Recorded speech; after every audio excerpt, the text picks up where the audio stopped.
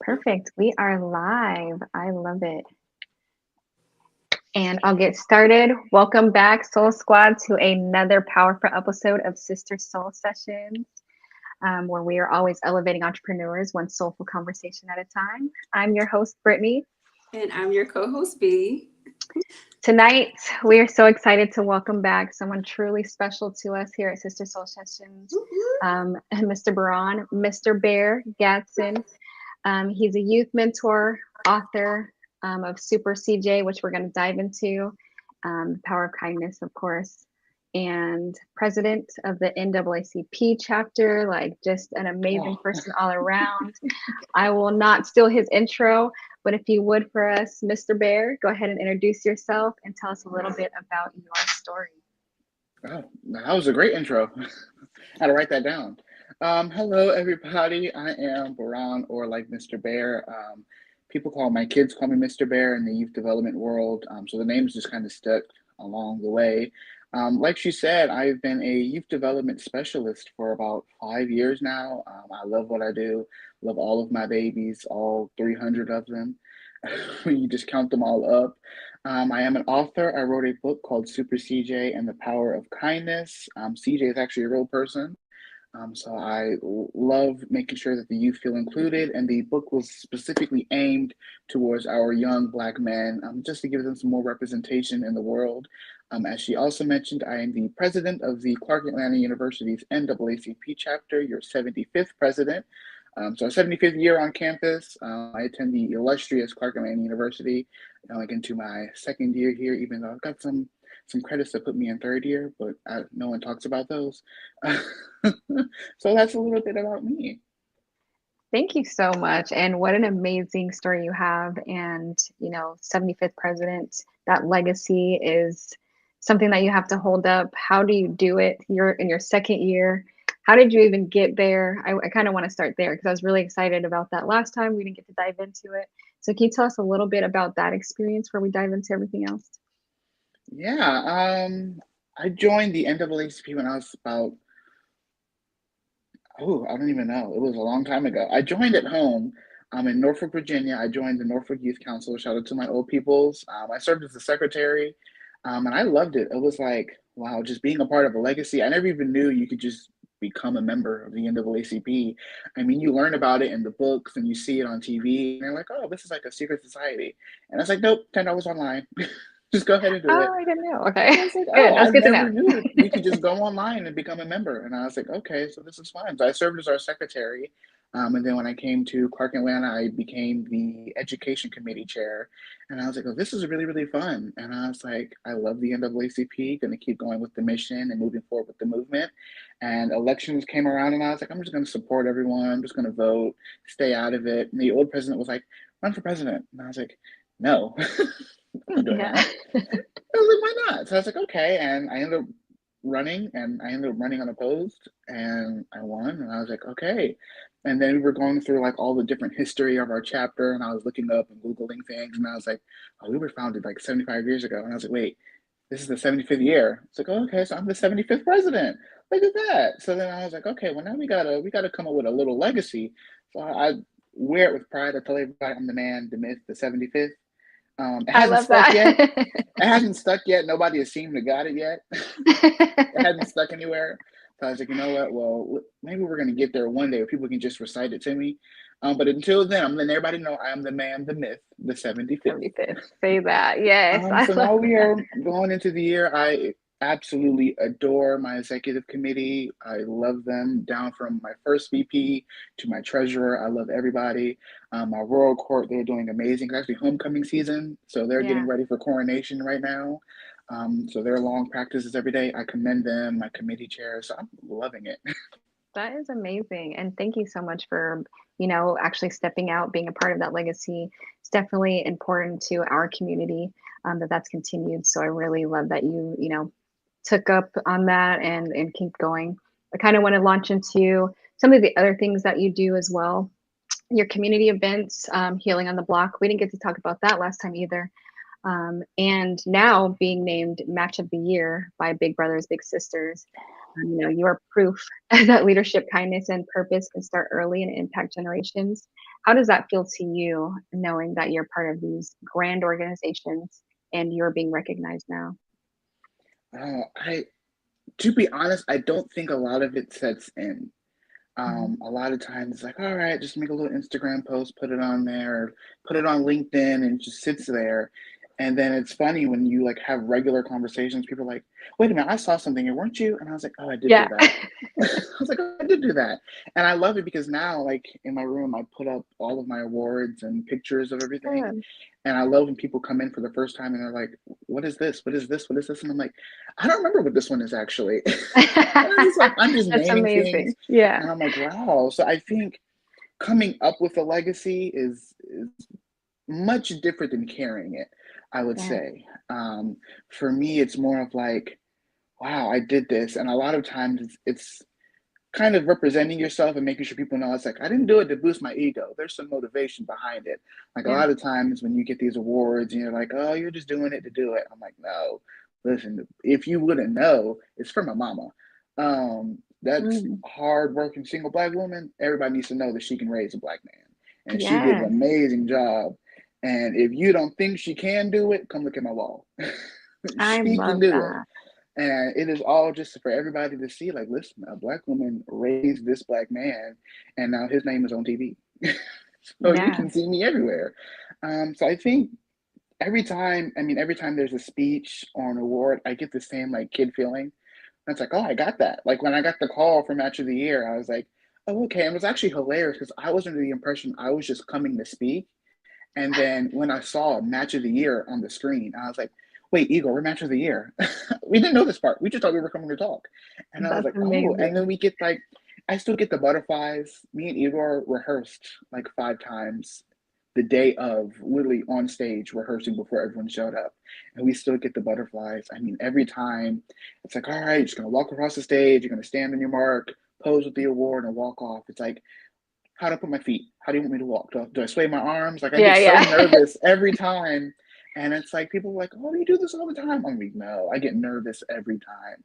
So it's just coming up with a legacy is it's a little harder to create yours when you want to make sure you leave a good one. Especially with my motto is my kids ain't gonna worry about nothing. Yeah. So it's just kind of keep your legacy up and grow into it and pour into it.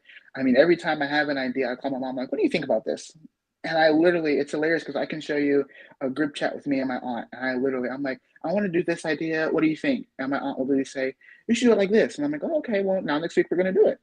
So it's like I love I that. still go back to my small circle. Every post I see, shout out to my friend Zykeria. She picks every picture I post because I hate posting myself. So I just send all of the photos. I'm like, which one do I pick, y'all? And she will just like every picture to post. I'm like, all right, well, what's my caption? Because I don't post. So Yeah. now it's like I still go back to my little small circle just to help me out with the smallest things.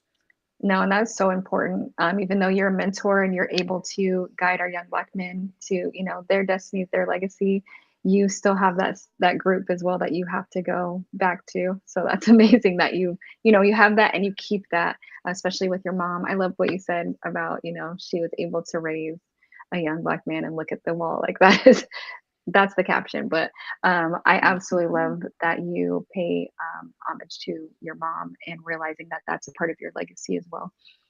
So you never get too big for where you came from, and you always revisit that. No, So that is never. beautiful. Well, I go back. Yeah. I go back. Say healing on the block. I go back to the street. Yes. Right there. No, and I love that. I was actually looking into what you did in the healing portion of it and meditation that you included and making sure that these are things that our neighborhoods are aware of. I feel like that is something that's missed a lot of times in the behavioral space, especially for our young black males in schools and things like that. How important was that part of it, bringing that back into the healing of the community? And healing on the block was so like community centered for me. There were so many like intentional pieces that no one ever got to see. Like the event space was in the YMCA, one of my very first jobs, in that exact same building, in the exact same Oh, gym I went to every day to work. Some of the vendors, one of the vendors was my old high school teacher. She has a business on the side where she sells branding. So it was like, boom, okay, come on in, sell your stuff here. the DJ. She was a friend of a friend, and I was like, all right, well, I'm not gonna go find anyone random. My friend trusts you. Okay, come play some music for me. It was great. Even my mom came and she was putting up tablecloths and moving chairs, and I was like, this is great. So everything is really intentional. The performers, Nuna, my best friend in the world since high school, he came and performed. I had the blocker cheer team. A bunch of my old students were on the cheer team, and I was like, come on and come cheer. So it was just like everything was so community based. I wanted to make sure it was really emphasized that this is on the block. You know, we are in Norfolk. If you know where Park Place is, we that is an area people like to avoid. But we changed it into a Wow. place of healing. So we brought in everybody, and we had some painting there. We had some lovely poetry going on. The cheer team did some dances. We had the music going, the vendors. So it was really a great event. And for me, it was really important to take that back to where it was. For me, a lot of times, like the old high school teacher who was a vendor, she was one of the very first people to ever like see something in me. And I say that a lot because growing up in school as a black man, a lot of times educators, even me sometimes, educators, we have this thing where we kind of don't give our black students the biggest goals in life. So I can remember as a student, I had a teacher who would always, talk to us about our goals, talk to us about college, we want to do in our careers. And it would always be, well, Susan's going to be a lawyer and Emily's going to be a doctor, but Barhn just needs to graduate and get that high Yeah, school just diploma. yeah. Hmm. Like, hello, I have I now go to a private institution and I am not just graduating with a high school diploma. I got a college degree the same year. So Oh, say that. so it's just, Yes. hey, like we don't really give those big goals to our black men in school. It's just as long as come to class and you come to school and you get your good grades, you're fine in life. Okay, but once I graduate, going to class didn't help me. Once I graduate, y'all don't pay me to come here. These bills ain't gonna pay themselves. So Mhm. what is my career goal? How are you gonna help me research a college to go to, research a state to live in, research a career? I mean, like Igor did that a lot. When I was in high school, I used to tell him like, oh, I'm just gonna work in a little daycare the rest of my life. He was like, start a daycare. I was like, I don't know. Middle school, I wanted to be a paramedic. He was like, be a surgeon. Um, Yes. Elementary school, I told him I wanted to be a mortician, and I don't know where that came from. I don't know where that came from. Mortician is very far from where I want to be in life, but he was like, start a funeral home. And it was just take those small goals and make them something bigger. So it was really important to me just to kind of show, like, listen, I came from this community, and although we always think the worst for our black males, it's in the streets, in a body bag, or on the corner. Hmm. We can pick something different. All the way in another state, and I still made it home to come do something. Even Yes. like my spring break, my freshman year in college, everybody went to Miami without me. You know where I was? At the YMCA doing a food drive. So it's That's just like amazing. always come back to the community where you came from because you can't forget where you come from because somebody's going to remind you. And my grandpa used to always tell me the same people you step on coming up is the same people you're going to meet when you fall down. That part. So I love that. Yeah, that's why it's so important that you do go back and not only just visit or show them that they can do it, but be the change, influence, make sure that they're thinking big as well. Just like how you had someone, tell you like, okay, well, go a step further than what you think that you're capable of. Now you've kind of done that 360, and you're definitely that person to a lot of young males. So that is amazing. And Baran, before the titles, accolades, who was young Braun? Like what experiences really shaped the man that you are and the man that you're becoming? Oh, this is an embarrassing question. Um, I don't know. I mean, before everything, I think there was always like a little inkling that I was going to be something. In middle school, we wore uniforms, and if you passed the test, you got to dress down. Well, I always dressed up. So there's like all these pictures of me in middle school with a three-piece suit on, and people were like, "What are you wearing?" And I really blame my grandma because she told me women like a man in a suit, and none of the women liked the men in the suit. They just thought I was weird for coming to school in a suit. So I really blame my grandmother. But I just think Baran was just so shy. Like, even being on here right now, this would be a no go. Like, I would be cameras off, on mute. I would not be talking to you right now. You would have, it would be like pulling teeth to get me to come on here. Like, it was just, I was so shy. Like, I hated spotlight in a way, but I was very vocal about who I was. And I think I was very mean, um, because I was overly nice in like elementary school. And you know how like you get walked over a lot and people just always associate you with niceness, and then you turn mean and it's like, oh my gosh, who is this person? I was like, no, it's still me. It's just a little different. So me before everything, to be honest, I don't think Baran knew who he was. I don't think I don't think I really had like a clue of who I was or where I was going. Like I wanted to be a mortician. I don't know what I was And thinking that's because and that's just something that, like, where does that come from and exactly? it's so weird because when I started education, like I couldn't change a diaper. I hate changing Mm, diapers. And I wanted to be a mortician. Like it just doesn't add up. Like I just hated it. It didn't add up. So I don't even think Baran knew who he wanted to be. mm, So before everything, I was just a regular kid dressing up in suits, walking around with briefcase. Um, if you ask my mom, I broke a phone every week, and that's very true. Me and phones never went together. So I was always breaking something. I've never broken a bone, thank God. mhm. But I was always breaking something, getting into something I wasn't supposed to be getting into. So I was just a very like shy kid. I was just very like, oh hi, woe is me, and I hated my voice. Oh, really? I had the most high pitched voice. I sounded like a little chipmunk until I was like freshman year in high school. Like I sounded like a chipmunk. Like it was just so like there's a speech that I gave of me reciting Martin Luther King, and I was like, Martin didn't sound like this. Like I sound like a 7-year-old girl. Like who recorded this and thought it was okay to post it? That is amazing, though, that you turned that all around and you've been involved in leadership despite what you felt about yourself or self-discovery. Um, and with your service from that young age, what first sparked the desire to give back and make sure that your voice is being heard? Um,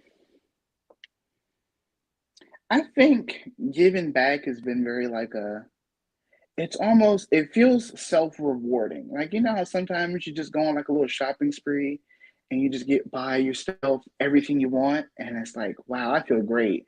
But it's like when you give back, it's like, oh, okay, like you came in here with your head down, but you leaving smiling. Like that is the best feeling to me is to give back. I always tell people like if I'm eating, my community is gonna eat too. So it's like it just feels I don't know. You feel like a kid in a candy shop. It's just like, wow. Like I tell people all the time, I have no problem in admitting I lived a privileged childhood. I have no problem admitting that. But it's to see like other people getting to experience even the small privileges, like giving back to the homeless shelter. The way some of them look at like the smallest thing, like a Snickers bar, it's like, wow, I get upset when I get that in the vending machine, and it's like you love it, and it's like it's just seeing how that impact can affect other people. Like you never really know how big an impact you're giving until it's said to you. Like when those kids really sit you down and they're like, "Why are you leaving us? Like, do you not understand? Like, why are you leaving?" And I'm like, "Okay, I'm not gonna cry in front of you, so I'm just gonna look at you and I cry in the smile." car. Until you leave. Oh, I bawled eyes in the car. I remember when I taught girls volleyball and the girls had asked me to coach again the next year. And I had just decided I was going to go to Clark and I was going to leave. And I was like, I haven't told anyone yet. So I remember typing out a whole paragraph and I was like, I'm so sorry. I won't be there next year. And the whole time I'm like bawling eyes, tears all over the phone. My mom comes and she's like, why are you crying? I'm like, I'm leaving my kids. And I'm Yeah. just crying and bawling eyes. And you never really understand until it's like, even the parents are like, so the girl showed me a photo or showed me a text message and they said you're leaving. And the parents give you your flowers. And it's like, Mm. oh, I made an impact. Like I gave something, like I poured into your child that poured into you, and now you are thanking me for it. And I was like, Wow. wow, like a lot of us just came to get a check, but you are giving me flowers for what I did. And it's like, wow, like I truly gave back and I didn't even realize it. That is beautiful, especially for the parents to reach out to you and let you know what an impact you made on their child. Because it's very rare, especially like you said, where you grew up in like the schools that you were actually, mentoring or being a teacher at. But can you tell us like a moment that you realized mentorship mattered to you, that someone believing in you could change everything? Hmm, that's a very good question. Um, I think I probably could. I think I've also had moments where people are kind of like looking at me sideways because I'm a black man in education. So it's kind of like, can you really do your job? Or so I've had a lot of those moments. But for mentorship per se, hmm, I would say Dr. Spencer. In high school, I did an early childhood education program. It was a 2 year program. I had just gotten into education, and I don't think I liked it. Like I didn't think I was good at it. Like I just thought I was like coming to get a check. And then Dr. Spencer was like, you're pretty good at this. And I was like, am I? Because I just thought we were talking about work and I just thought I was venting to you. And you like flipped it and said I was doing something good. And you like reaffirmed me that I was good in education. So I think that little terms of wisdom, without those little short snippet of words, I probably wouldn't have been in education as long as I have. Probably wouldn't have pursued higher education. She was a real big advocate for higher education. So I don't think I would probably even, I wanted to go to William and Mary. And if you Yeah. don't know what that is, that's in Williamsburg, Virginia, and it is white as the light. Mm. They're like 4% black. Wow. And I would have never pictured of going to an HBCU, going out and running for office, being involved in campus. But I always tie it back to that little moment with Dr. Spencer, where it was like, "No, honey, you're good at this. Honey, you know what you're talking about." I'm like, "Oh, okay. Maybe I should stay in here then. Maybe I should do this." And I think without her, like I wouldn't have stayed as long as I've been. There are moments where I wanted to quit the Y, and she was like, "Stick to it. You'll be fine." Like, oh, she's a very blunt person. So to other people, it might sound a little crazy. She was just like, "You're exaggerating. You'll be okay." But internally, I'm like, "Dr. Spencer, I want to leave," and she's like, "Whatever, you're fine." And then no, I stayed, and then look where I am now. Like where you are. So Yeah. I gotta give it to her, and then I also got to give it to Igor again. Um, the way I look at things is like an umbrella effect almost. When me and Igor first matched, our very first outing together was the YMCA.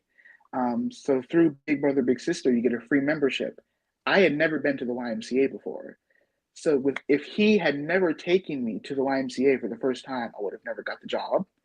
If I never worked at the Wow. YMCA, the front desk worker Crystal would have never introduced me to the NAACP. My boss Christiana would have never recommended me for Hampton Roads top 20 under 20. And then there's so many things that just fall into effect, like dominoes almost, Yeah. where it's just that one simple mentoring moment where it's like, you've never been to the Y? Oh, let's go. And then now it's just blown up into this big thing where now it's like, oh, just that one moment of you listening to where I've never been and mentoring me in a moment came into this whole thing where now I'm sitting here on a campus and it's like, wow, like who would have thought one visit to the YMCA would have been here? That brought you to being the man, the myth, and the 75th, honey. You Okay, did hey, I, it's coming it. together. It's coming together. It's I not. love that. Listen, listen. I need you in some of my rallies just to be in Yeah, the I'll back. just say it randomly. Yes. Yes, I need it to pick up. I need people to understand it. It hasn't I picked love up that. yet. It will. It will. You were definitely moving mountains and doing the best job with our young men and women because, we're all seeing you. And I kind of want to bring that to Big Brothers Big Sisters being named Match of the Year with them was such a milestone. What did that honor mean to you personally, especially with everything that brought you there? It was actually very, very funny. because me and Igor's first year together, we got invited to the big night out where we found out that they even give a match of the year. This is a couple years ago. And we were very, very pissed off because we were like, we deserve that. Like, we deserve to be match of the year. Who are these people? I've never seen them at any meeting. I've never seen them come to any events, and now they're match of the year. And me and Igor were like, what the hell? And then COVID hit. They no longer had the match of the year or the big gala. So it was like, oh, well, that dream's over with.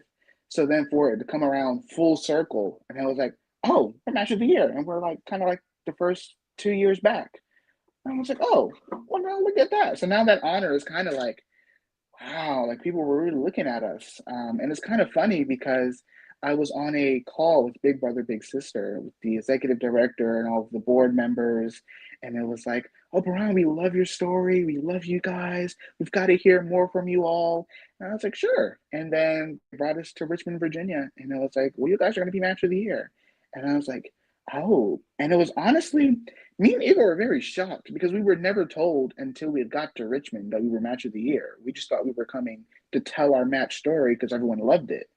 And then for it to be, oh, your match of the year, it was like, oh, like we don't cry together, but you can tell when you're about to leave someone and cry on your own. Like you can feel the energy where it's like, I know you don't want to cry in front of me, but you know you're gonna shed a couple tears when you get out the car. Mm-hmm. So it was one of those moments where I was like, wow, like we did it. And we came a long way. And it was hilarious because during her speech, they put up pictures of us.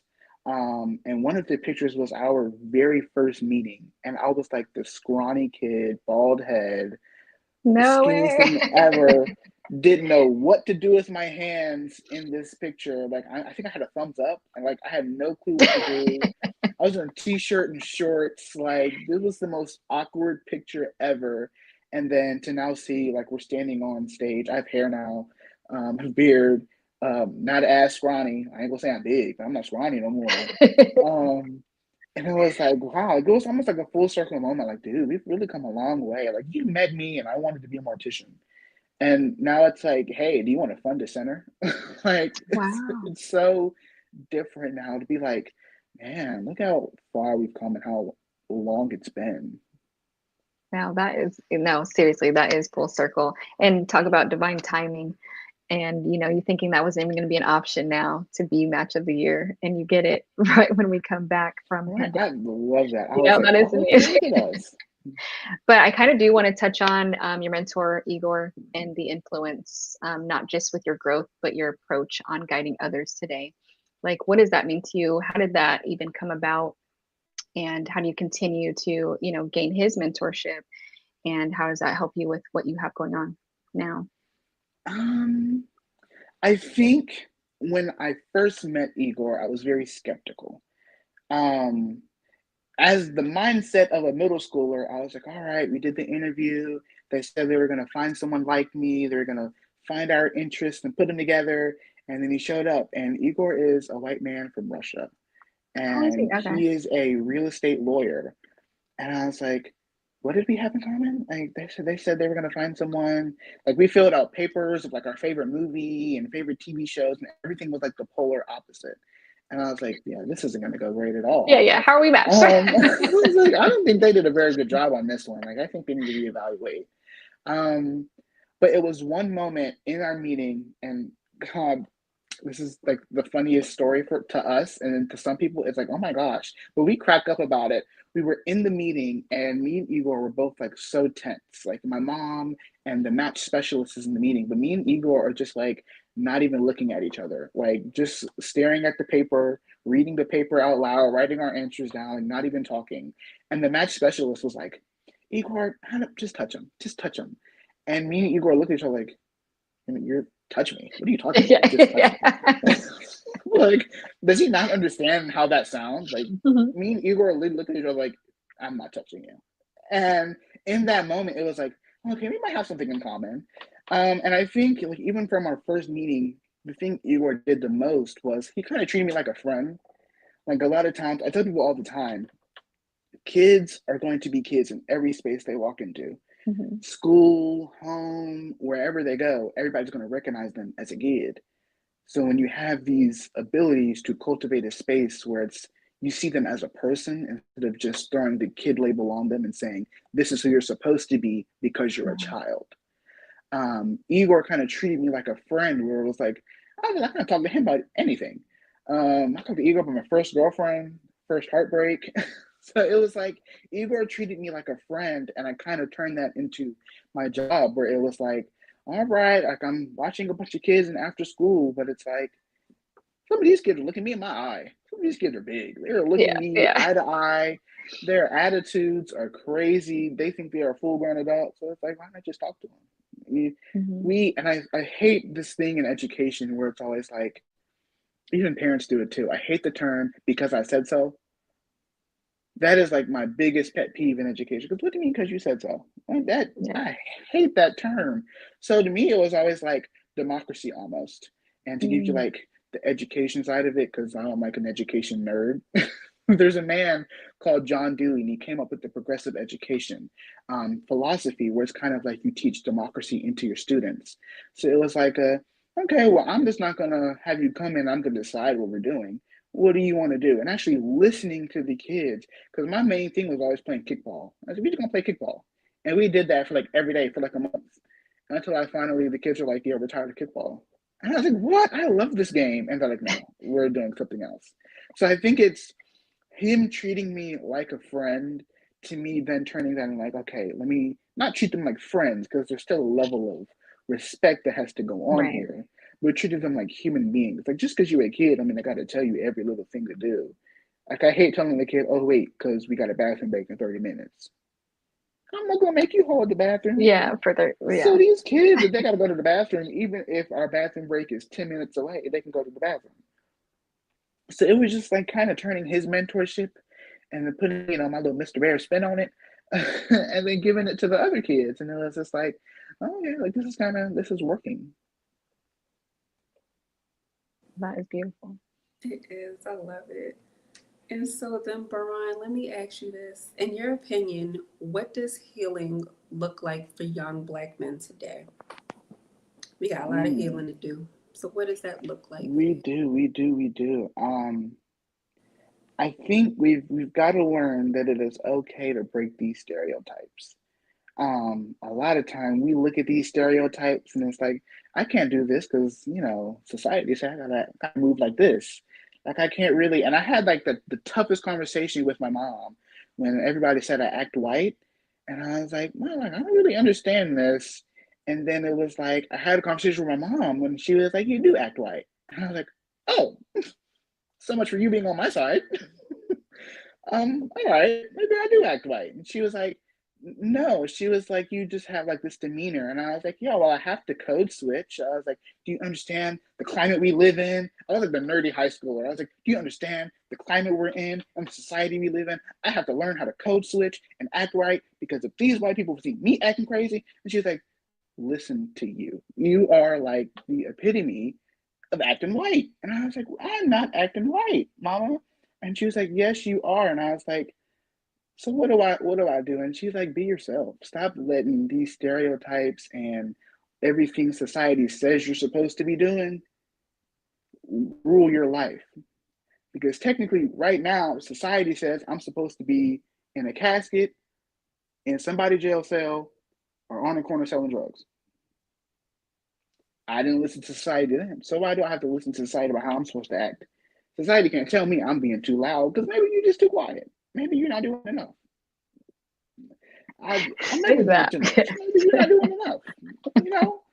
Maybe I'm not too loud. You're just not doing enough. So it's just making sure we break these stereotypes, because we have got to stop letting them rule our lives. And I think even one of my main priorities of coming to an HBCU was, I have my entire life to be the minority. In education, our rate is going down, especially in the school system. We are 1.3% of teachers in America.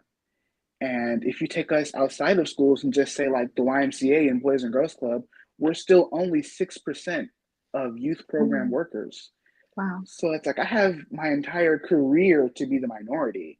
why am I going to pay somewhere else to still be a minority when I could come to a lovely HBCU? I love my HBCU and be the majority and be with people who are like me, where I don't feel like I need to stay under the radar because my blackness may be too loud for this campus.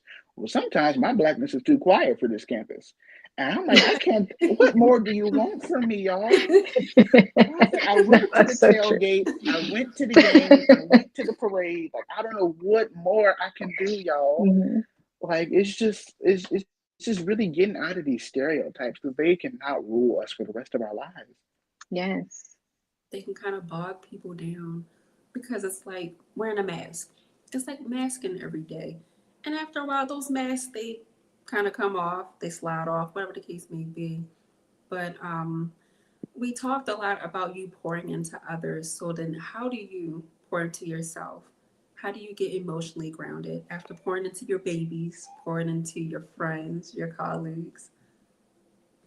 Um, I think to be completely transparent, I'm still learning how to do that.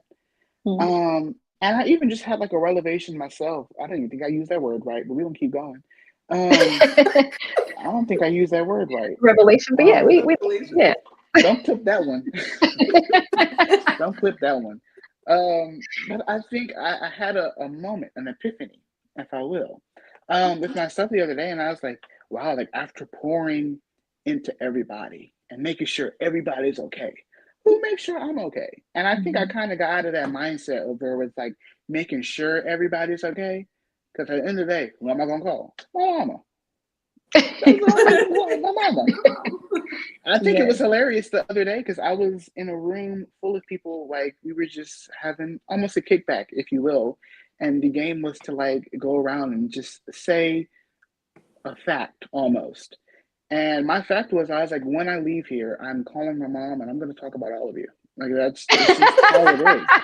And that is how I emotionally pour into myself. It's just talking to my mama. It's really like, and my Aunt Crystal. My Aunt Crystal, I love my Aunt Crystal. Okay, nobody talking nothing about my Aunt Crystal. I got in an argument with my grandma last night because No. she said my Aunt Crystal is mean. And I was like, you're not going to say that about my Aunt Crystal. She is not mean. That is the best woman ever. So I really think it's my mom and my aunt. It's just how they pour into me almost. And I think that's all I need. Mm. As of right now, it's like, what more do I really need to pour into myself besides just my mom and my aunt? The occasional shopping spree that everybody hates. Well, I hate when I wake up the next morning.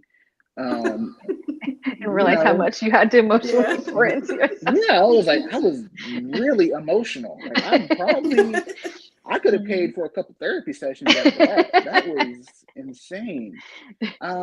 And learning to self forgive. I've Mm. learned that sometimes people just never going to apologize. And I've learned that you're also just never going to get the closure that you want for every situation. So I've had to learn how to just take the closure myself and forgive. I never forget, but I just forgive for me. And for me and my sanity, I think it's just like with any situation, me and my father learn to forgive. I ain't gonna forget, Mhm. we ain't gonna be cool, but I forgive you because you're not going to Mhm. forgive, Yeah. you're not going to apologize. So I've learned to just Mhm. forgive because it's like, why not? Like you're never going to apologize, and I'm not going to keep beating myself up for an apology because Yeah. why? It's Mhm. years later, so just forgive, and that's how I get my little emotional stability. You know what? And I love that. And even though you're still working on it, I most definitely, my hope is that you continue to work on finding things that bring you happiness and help you to have that balance with pouring into yourself. And what is one message that you want someone to leave whenever they attend any of your events? What's one message you want them to walk away with? Any of my events. My number one thing is always the contact. Um, I love for like people to network and meet people that they've never met before.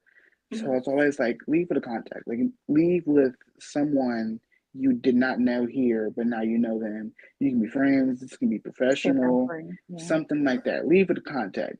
The other thing would probably be um, inspiration almost. Um, I would hate for someone to come to my event and then leave, and it's just like, Oh, what you did today? Oh, I just went to an event today. No, if someone asks you what you did, I want you to say you went to an event, you learned this, you had the time of your life, you had a ball, like people, you were able to pour into yourself, pour into others. So it's just like, I think if anyone would leave my event, I just want them to know that you rock. You're the Yeah. best. You're the best. You can do it. I just think that's like the biggest thing is knowing that you are loved, you are seen, you are worthy, you are not just a Yes. random person who came in here today. Because when you came in any of my events, when you walk in the door, I most likely was the one at the door greeting you. Um, Oh, that's I amazing. when you sat at your table, I most likely brought you a drink. So it's just like make sure that you know you are worthy. That's my message. You're worthy. You are worthy. You are Yes. worthy. I That's love amazing that. that you're so involved in every part of the event. Like you said, you're the person that's greeting them. You're going to still be the person that's probably bringing them a drink. So you really understand, the community part of it and not being above what you're doing. Like you talked about that last time, Yeah. actually, that you don't ever see yourself too far above, who you are mentoring or, how you're assisting everyone else. So I always love that you bring that back. And thank you for sharing about how you got to this point, because I want to get into Super CJ and the power of kindness. Yeah, you were kind of hinting at it before. I know you were working on it, and now it is here. It has been released. What inspired the story, and what message do you want children to take from it? Oh, so we're gonna get through this one. I ain't gonna cry because we're on live. Okay, well then Um, hold on. Okay, I'm I'm gonna ready. get through this one. Okay. So it started. Oh Lord, so it started with one of my students. This was like a year ago. He told me that we were having like like the what is it Scholastic Book Fair. Oh They yeah. would just have the book fair. Well, I just learned that Scholastic is kind of getting a little more culturally responsive and they have a black section of books. So they're black authors, black characters, things like that. Just so, we can give some representation.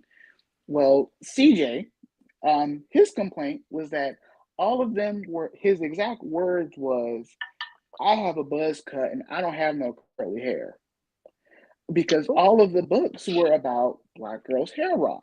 Those Oh were yeah. all, Yeah. that was the entire section. And he was like, they're all about Black girls' rock, Black girls' hair, my curls. He was like, none of these books were like Black boys, they were just Black authors Mm, and Black girls.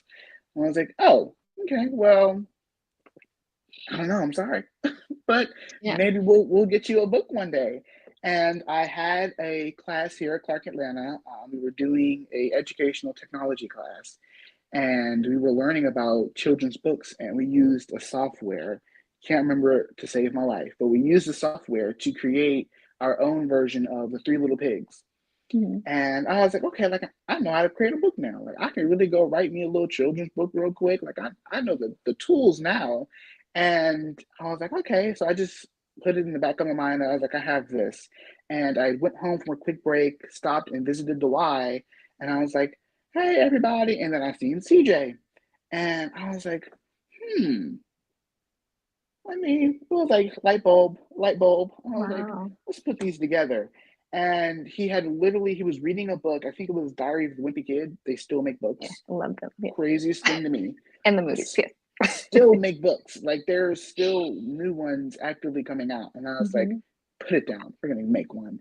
So I was like, well, what kind of book would you like?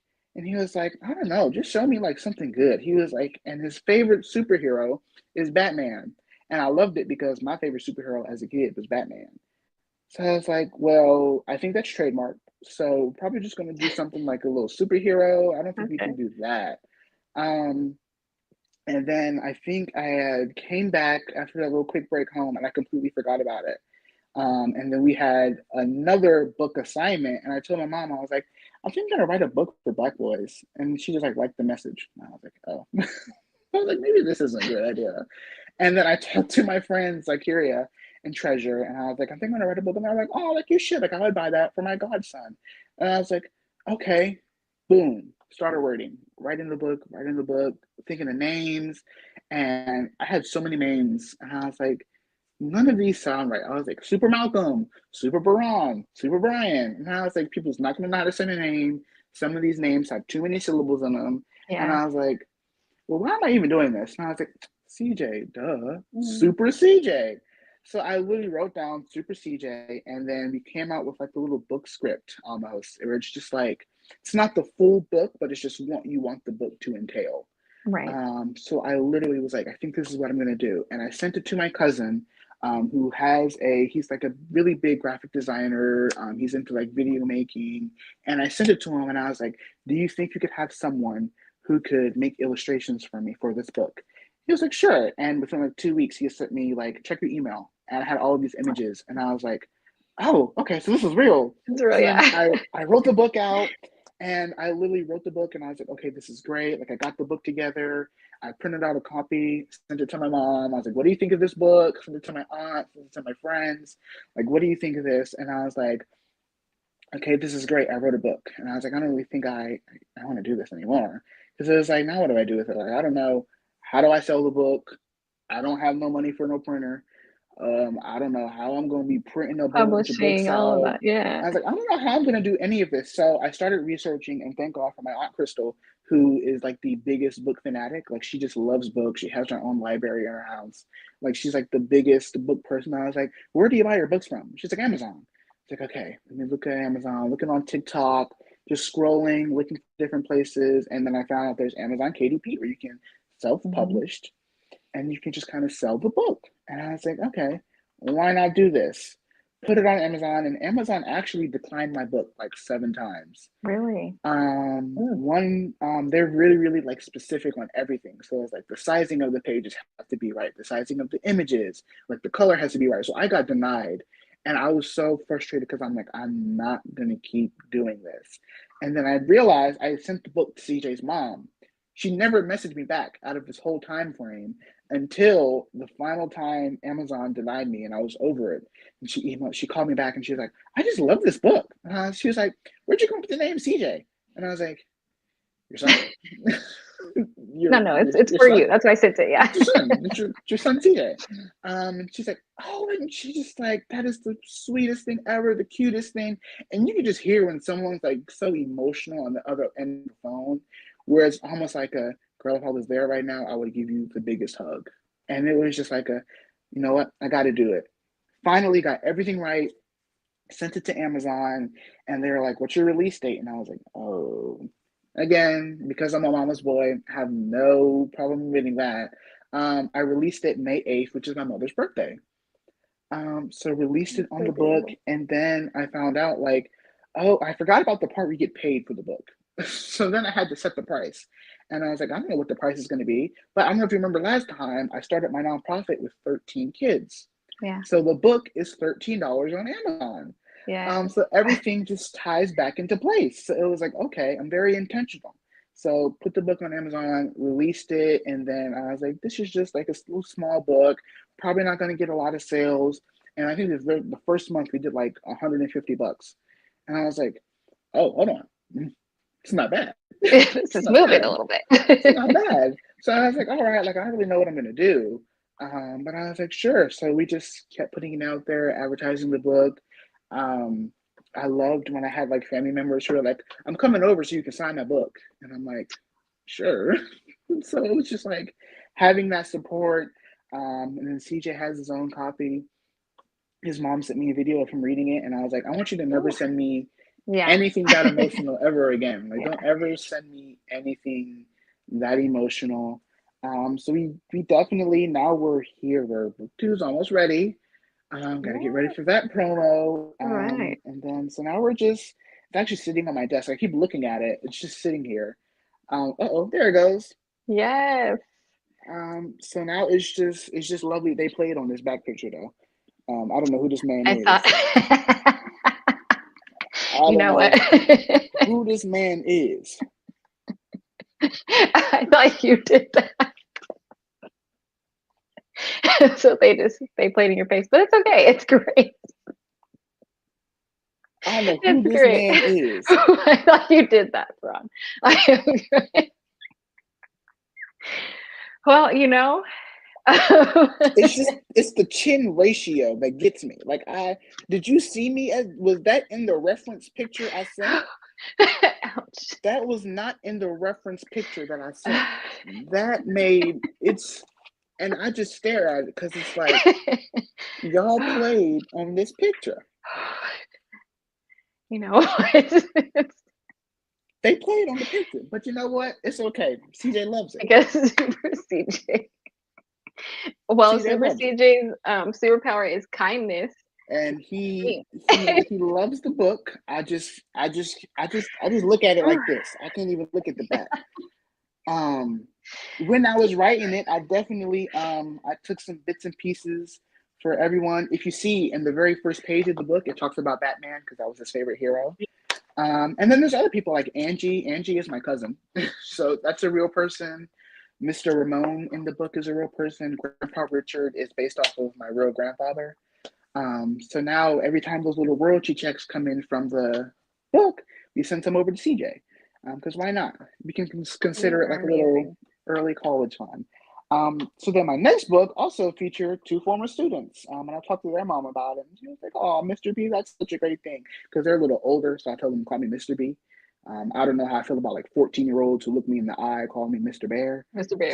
So I just said, call me Mr. B. You know, let's be a little cool about it. So they are lovely. They're going to be featured in the next book as well. That is beautiful. So that's what's next on the horizon for Mr. Bear.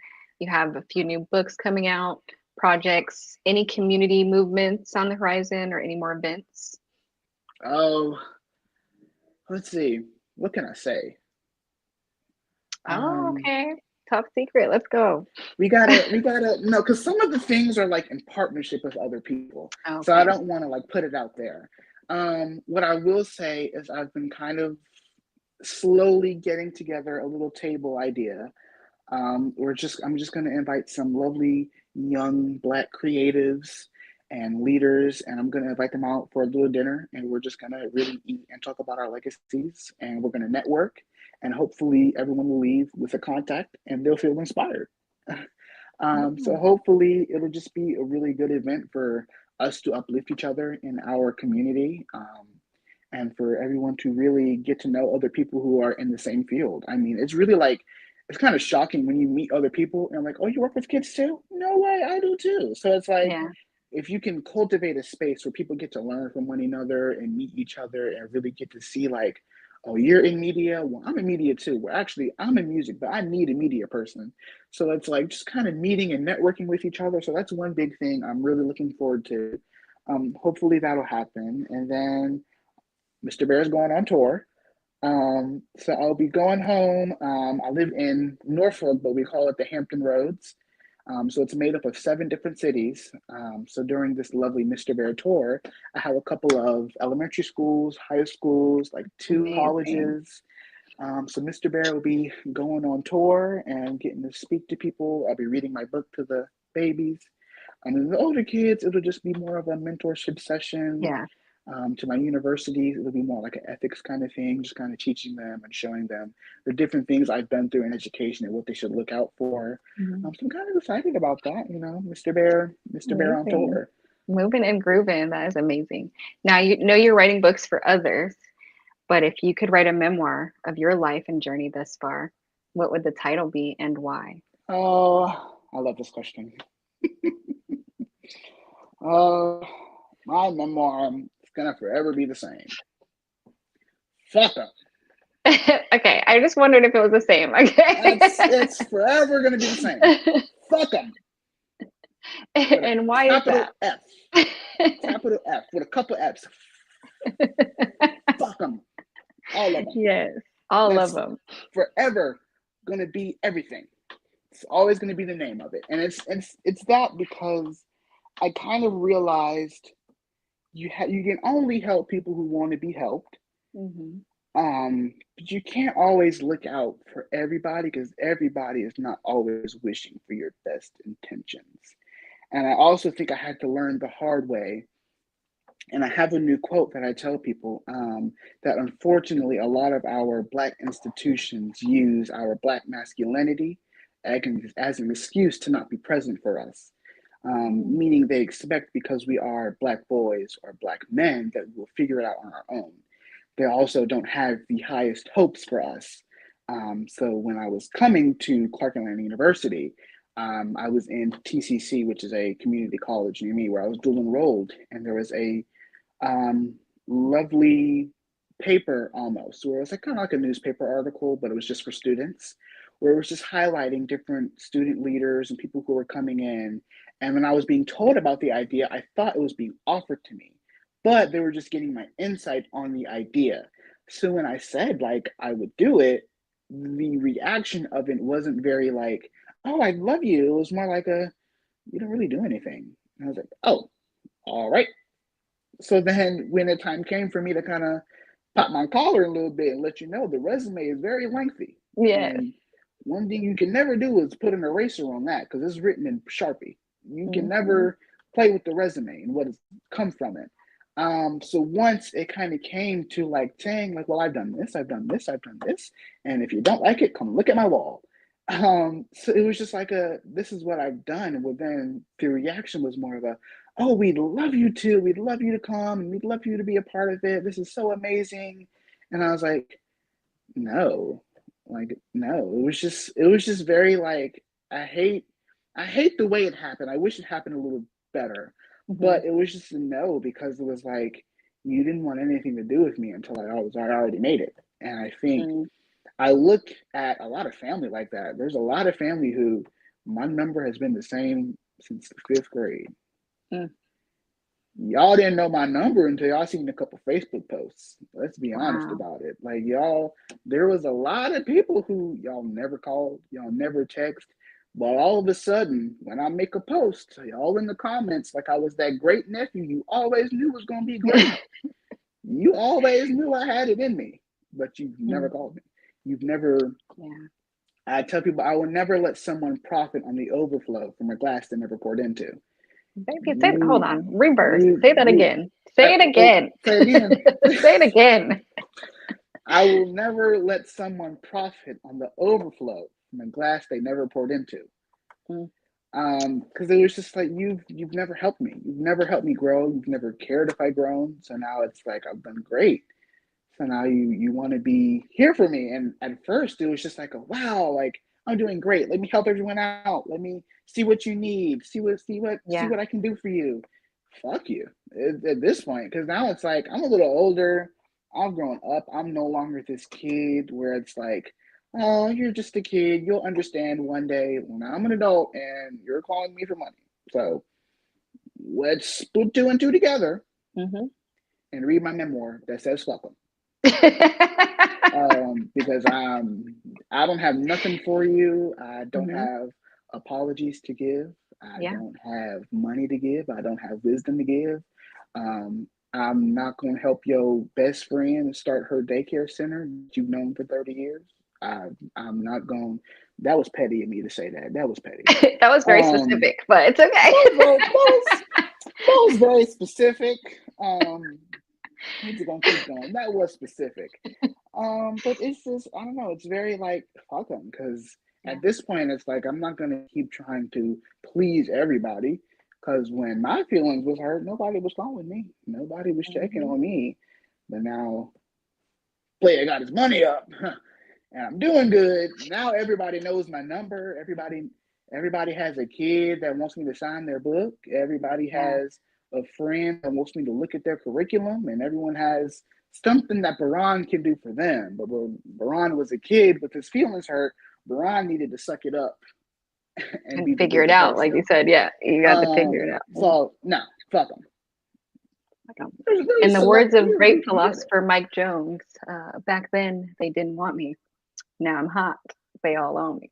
Listen, I gotta tell them. And listen, there's a lot of people like that. There's friends and there's family, and there's a great like Nipsey Hussle quote that I just saw the other day, where it was, if you don't look in your circle and get inspired, you don't have a circle, you have a cage.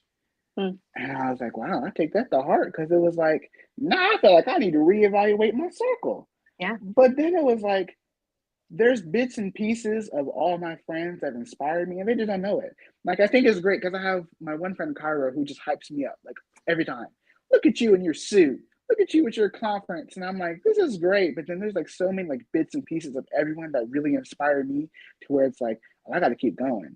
Oh, you did it. Oh, let me see if I can do that too. So it's just like you got to keep going. You got to, and I love like introducing myself to people because it's always like, who are you? And I just say, I'm Barhn. And it's great because my mama, being her, I think she was talking to a nurse or a dental person, somebody, and whatever she was telling about me ended up with them Googling me, and I found out that I am Googleable.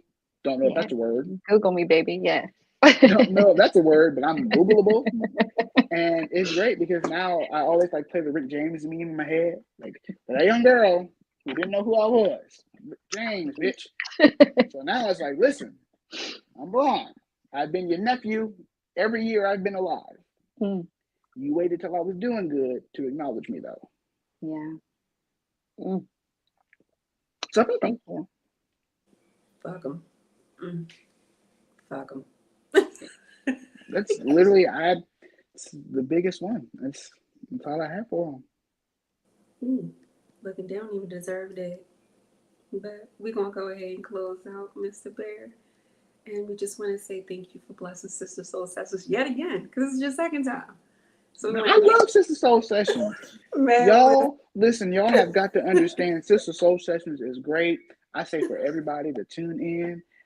Because it's just a great place. I don't think y'all have realized, to give y'all some wisdom, put my Mr. Bear hat on. Y'all don't realize during the summer when we did the hot summer branding, I really loved that session. And when I sat back and realized and looked on it, y'all have to really get your flowers for that. Because what you did was cultivate a space for Black men to speak about their experiences where we don't get that a lot. Yeah. And you put it on a platform where it was able for us to share, able for people to see, and you really cultivated a space where it was like, I feel confident in telling my story. I feel confident in letting people know, even Black.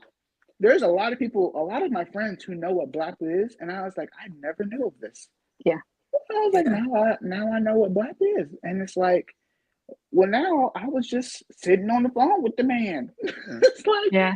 So it's like I gotta give y'all flowers because y'all have really cultivated this space to really let people come and share their story and highlight them in a truly amazing way. So we ain't gonna end this without giving y'all flowers. Oh, thank you so much. Truly appreciate that. I know. Hold on. Okay. Thank you. Don't you cry on me. Don't you cry on me. Yes. Truly appreciate that. I ain't got no desk napkins today. That's napkins. Oh my goodness. I got desk candy. That's all I got. We just wanted to tell you that you're proof that purpose doesn't wait and that it moves through those who are willing to serve. So with that being said, Soul Squad, make sure you grab a copy of Super CJ. Yes, please run and go get it. Don't sit and wait on it. Run and go get it. But also in the power of kindness, but definitely follow Barhn at empower.Barhn. I'm trying to remember. BARHN. And I just got the email, so y'all can also look forward to Tyler and the Magic Sneakers. Yes. Okay. Always keep showing up with love. Keep fulfilling your mission, and remember, kindness is the real superpower, everybody. Yes, thank you. Yes. Thank you guys all for joining us for another episode of Sister Soul Sessions. Thank you, Barhn. You guys have a wonderful rest of your night. Have a good one.